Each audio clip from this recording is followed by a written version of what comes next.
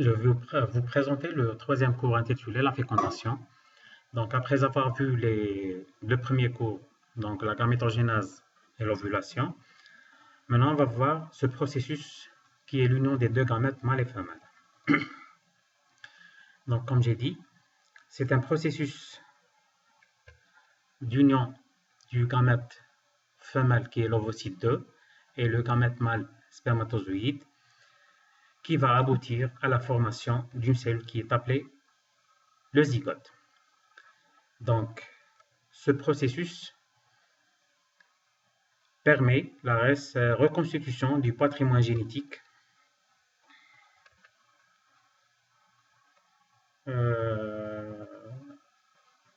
donc la cellule va devenir deux N chromosomes, donc un du spermatozoïde et le deuxième N de l'ovocyte 2. Ce processus va se dérouler dans la trompe utérine, donc et plus précisément dans le tiers externe de cette trompe, qui est appelée l'ampoule tubaire. Donc, ce processus a des conditions pour qu'il puisse se faire. La première condition, donc, c'est un sperme normal, avec un pH convenable, une mobilité, une vitalité, ainsi qu'une numération convenable. La deuxième condition, c'est la capacitation des spermatozoïdes. Donc, nous avons vu dans le cours précédent la décapacitation des spermatozoïdes qui se déroule dans l'épididyme. Dans les voies génitales féminines, il va y avoir ce phénomène de capacitation des spermatozoïdes. C'est quoi ce phénomène de capacitation? Donc, c'est un phénomène qui va mener à une hyperactivité des spermatozoïdes et qui lui permettent de subir plus tard la réaction acrosomique. Comment ce processus va se faire? Donc, lors du passage des spermatozoïdes dans les voies génitales féminines, donc il va y avoir des modifications intéressant la membrane plasmique du spermatozoïde, recouvrant la région de l'acrosome et la région de la tête, donc près du capuchon acrosomal. Donc, ce spermatozoïde va se débarrasser des protéines ou bien des glycoprotéines du liquide séminal. Donc, c'est une sorte de lavage des spermatozoïdes qui va se faire dans les voies génitales féminines. Donc, ce spermatozoïde va se débarrasser de toutes les glycoprotéines ainsi que les résidus fixés au cours du passage des spermatozoïdes dans l'épididyme. Donc, il va y avoir une libération des sites protéiques membranaires de reconnaissance de la zone pellucide et de la membrane ovocytaire. Troisième condition, c'est un ovocyte 2 vivant qui est bloqué en métaphase. Bien sûr, il est entouré de sa zone pellucide et de sa corona radiata et de son cumulus ophorus. La quatrième condition, c'est une glaire cervicale filante. C'est quoi la glaire cervicale? C'est un hydrogel qui est sécrété par la muqueuse cervicale. Donc, au cours de l'ovulation, cette glaire cervicale va changer d'aspect, de consistance et de pH. Donc, au cours de l'ovulation, c'est une glaire cervicale qui est filante, elle est alcaline et elle est très riche en mucus. Ainsi que les mailles de cette glaire cervicale vont devenir des mailles larges.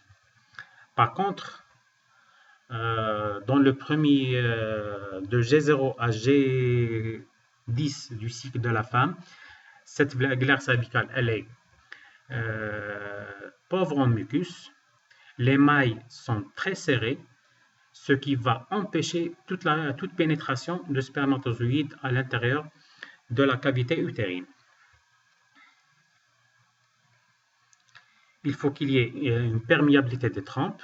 Donc, c'est pour que le spermatozoïde peut atteindre l'ovocyte. et il faut qu'il y ait un délai entre rapport et ovulation inférieur à 3 à 4 jours, parce que la durée de vie des gamètes dans les voies génitales féminines, pour les spermatozoïdes, c'est 48 heures, et pour l'ovocyte, c'est 24 heures en moyenne. Maintenant, on va voir les étapes de la fécondation.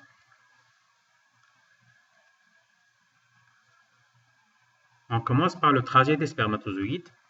Donc, à peu près 3 millions de spermatozoïdes sont déposés dans la cavité vaginale. Donc, il y a un nombre important qui va mourir dans cette cavité vaginale à cause du pH acide du vagin. Par la suite, la deuxième barrière, c'est la glaire cervicale. Donc, la glaire cervicale va jouer comme un filtre. Elle ne laisse passer que les spermatozoïdes qui sont très mobiles et qui sont de morphologie normale. Donc, les spermatozoïdes immobiles, morts, immatures, sont filtrés par cette glaire cervicale, donc, et elle ne laisse passer que à peu près 1% de spermatozoïdes déposés dans la cavité vaginale. Et j'ai dit que cette glaire cervicale va participer au phénomène de capacitation des spermatozoïdes. Donc, elle va laver les spermatozoïdes et les spermatozoïdes vont se débarrasser des glycoprotéines du liquide séminal. Donc, les sites antigéniques de reconnaissance des spermatozoïdes sont libres et les spermatozoïdes peuvent se fixer sur la zone pellucide. Maintenant, dans la cavité vaginale, il va y avoir un certain nombre de spermatozoïdes qui vont être phagocytés par les cellules phagocytaires de l'utérus. Autour de l'ovocyte, donc un nombre très limité, une centaine, à peu près 200 spermatozoïdes vont gagner l'ampoule tubaire. Donc, la progression des spermatozoïdes dans la cavité utérine est facilitée par l'hyperactivation des spermatozoïdes grâce à la réaction qui est appelée la capacitation des spermatozoïdes. Donc, les spermatozoïdes vont devenir hyperactifs et elle est facilitée encore par les contractions utérines ainsi que par les cils des cellules de la paroi de la muqueuse utérine. Maintenant, dans le tiers externe de la trompe, donc j'ai dit il va y avoir une dizaine de spermatozoïdes autour de l'ovocyte 2. Donc ça c'est le phénomène de phagocytose des spermatozoïdes par les cellules phagocytaires retrouvées dans l'utérus. Maintenant, on va voir la rencontre des deux gamètes. Donc, les spermatozoïdes arrivant autour de l'ovocyte 2 vont se fixer sur des récepteurs situés à la périphérie de la zone pellucide. Ce sont les ZP3, les récepteurs spécifiques des spermatozoïdes.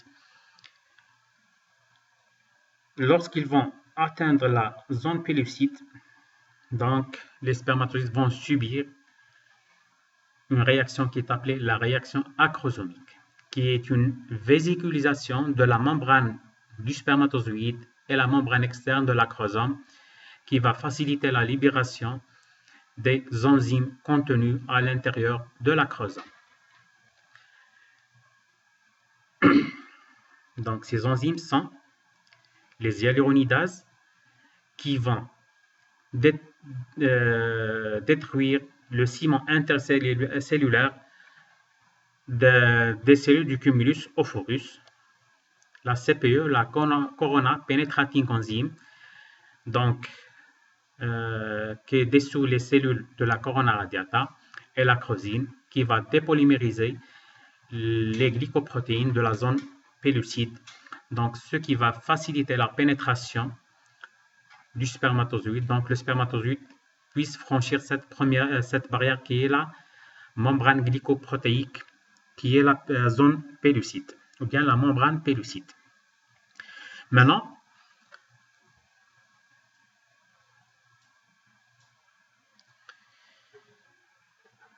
c'est la fusion des deux cellules.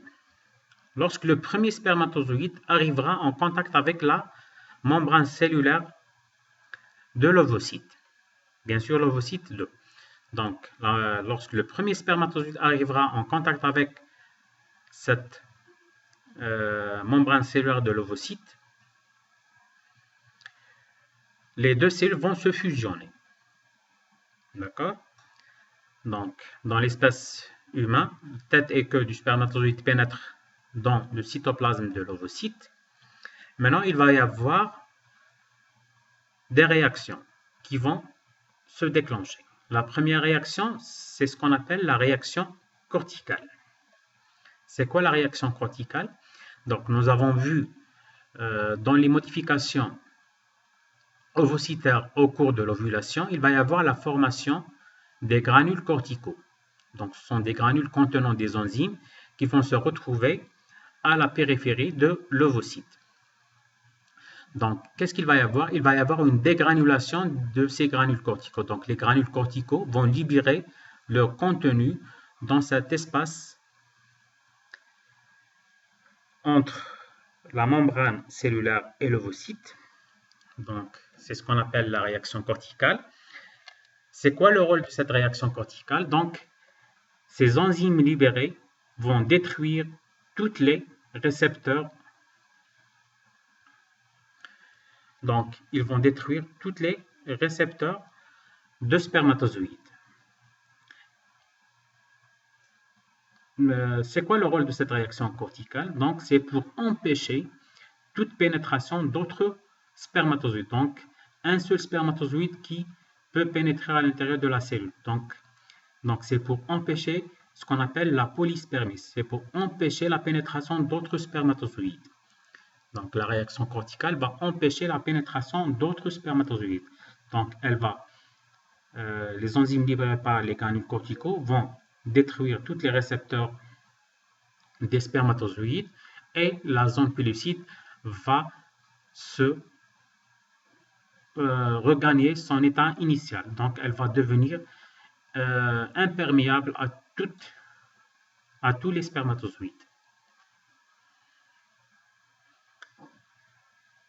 La deuxième conséquence de la fusion des deux cellules, donc c'est la reprise de la deuxième division méiotique. Donc c'est la deuxième division de méiose. Et l'activation du métabolisme cellulaire, c'est pour la préparation aux divisions cellulaires qui vont suivre cette fécondation. Maintenant, on va voir la formation des deux pronucléi. Donc, après la pénétration du spermatozoïde, donc ça c'est la tête du spermatozoïde avec le flagelle, la membrane cellulaire va rester en dehors, c'est le pronucléus femelle, donc formation du pronucléus femelle et le pronucléus mâle. Par la suite, qu'est-ce qu'il va y avoir? Conséquence de la fécondation, donc c'est la restauration du nombre diploïde des chromosomes, c'est ce qu'on appelle la karyogamie, la détermination du sexe du nouvel individu et l'amorce de la segmentation. Donc, il va y avoir le phénomène de division cellulaire mitotique. Donc, formation des deux pronucléi femelle et mâle, formation du fuseau mitotique achromatique, donc, et les cellules, disparition des deux membranes nucléaires, et par la suite, les chromosomes vont s'aligner à l'équateur et la première division méiotique. Donc, c'est l'assemblage des chromosomes, l'amphimixie, et par la suite, c'est les divisions cellulaires qui vont suivre ce phénomène de Fécondation.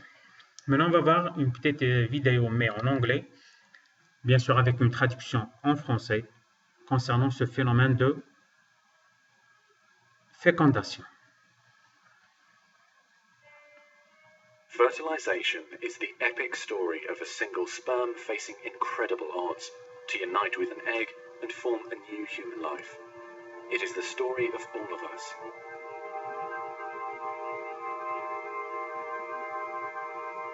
During sexual intercourse, about 300 million sperm enter the vagina. Soon afterward, millions of them will either flow out of the vagina or die in its acidic environment.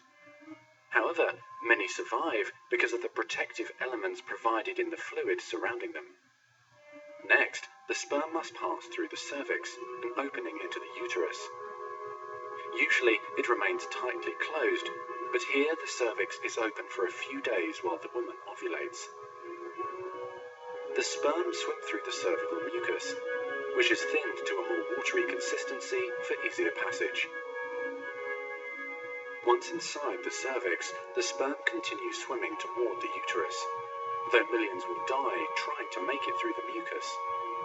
Some sperm remain behind, caught in the folds of the cervix, but they may later continue the journey as a backup to the first group. Inside the uterus, muscular uterine contractions assist the sperm on their journey toward the egg. However, resident cells from the woman's immune system, mistaking the sperm for foreign invaders, destroy thousands more.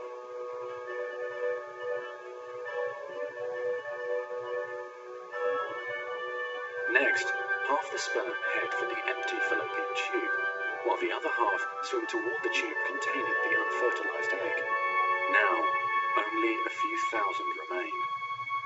Inside the fallopian tube, tiny cilia push the egg toward the uterus. To continue, the sperm must surge against this motion to reach the egg. Some sperm get trapped in the cilia and die. During this part of the journey, chemicals in the reproductive tract cause the membranes covering the heads of the sperm to change. As a result, the sperm become hyperactive, swimming harder and faster toward their destination. At long last, the sperm reach the egg. Only a few dozen of the original 300 million sperm remain. The egg is covered with a layer of cells called the corona radiata. The sperm must push through this layer to reach the outer layer of the egg, the zona pellucida. When sperm reach the zona pellucida, they attach to specialized sperm receptors on the surface, which triggers their acrosomes to release digestive enzymes, enabling the sperm to burrow into the layer. Inside the zona pellucida is a narrow, fluid-filled space just outside the egg cell membrane. The first sperm to make contact will fertilize the egg.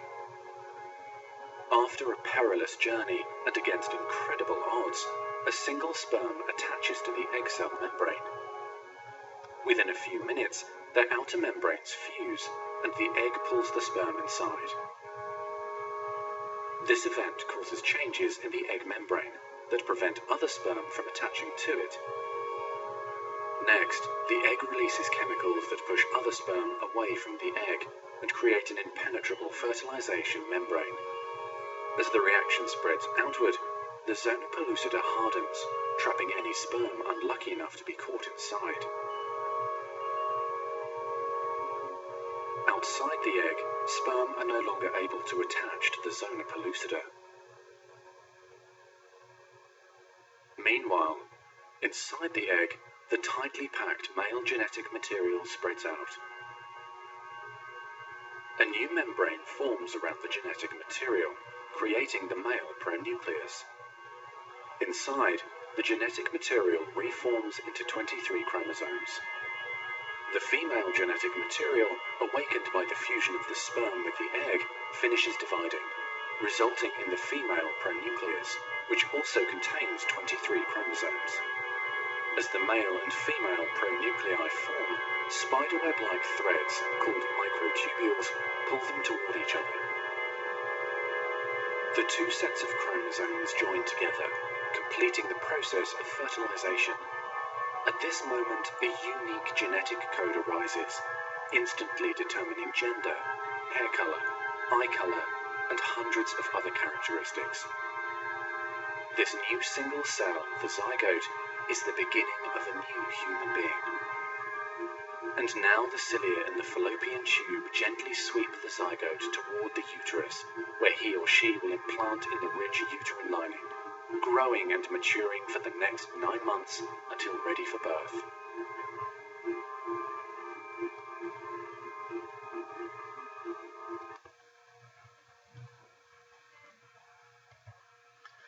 Maintenant, on va voir les applications pratiques de la fécondation. On commence par la fécondation in vitro, la FIV, et le transfert d'embryons. Donc, on va ponctionner les ovaires au moment de l'ovulation et aspirer les ovocytes, donc les follicules matures. Donc, par la suite, on fait une fécondation in vitro, donc ovocyte 2 bloqué en métaphase avec des spermatozoïdes. Bien sûr, on fait une capacitation des spermatozoïdes au laboratoire, donc un lavage des spermatozoïdes au laboratoire pour les capaciter, et on fait la fécondation in vitro. Après, on va obtenir un zygote après plusieurs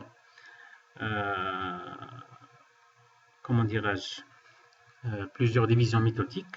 Donc on va obtenir un embryon, et cet embryon, on va le transférer à l'intérieur de la cavité utérine pour qu'il y ait une implantation, bien sûr tout en préparant la muqueuse utérine. Ça, c'est le transfert d'embryon, ou bien la FIV classique. La fécondation in vitro, ou ce qu'on appelle l'insémination intracytoplasmique de spermatozoïdes, ICSI. Donc, c'est de prendre les spermatozoïdes et de les injecter à l'intérieur de l'ovule. Un œuf fécondé. Par la suite, c'est l'implantation de l'embryon, bien du blastocyste, à l'intérieur de la cavité utérine. Donc ça, c'est le phénomène d'implantation du blastocyste à l'intérieur de la cavité utérine. Donc, le détail de cette technique, on va le voir, Inch'Allah, dans le TT. Donc, c'est la grossesse. La deuxième application, c'est les méthodes contraceptives. Donc, concernant les méthodes contraceptives, on va les voir, Inch'Allah, dans la séance du TD. Donc, nous disposons du préservatif femelle, des patchs de contraception, le préservatif mâle, donc des moyens médicamenteuses injectables, c'est pour la femme, ou bien le calendrier, donc c'est de compter, c'est ce qu'on appelle les méthodes de compte, la contraception orale, le dispositif intra-utérin, donc le stérilet. Ça, c'est grosso modo ces méthodes contraceptives. Donc, nous disposons des méthodes mécaniques, le diaphragme et les préservatifs, que ce soit mâle ou femelle, le stérilet, et les méthodes médicamenteuses, donc la contraception orale, la pilule, les injections, les implants sous-cutanés. Merci.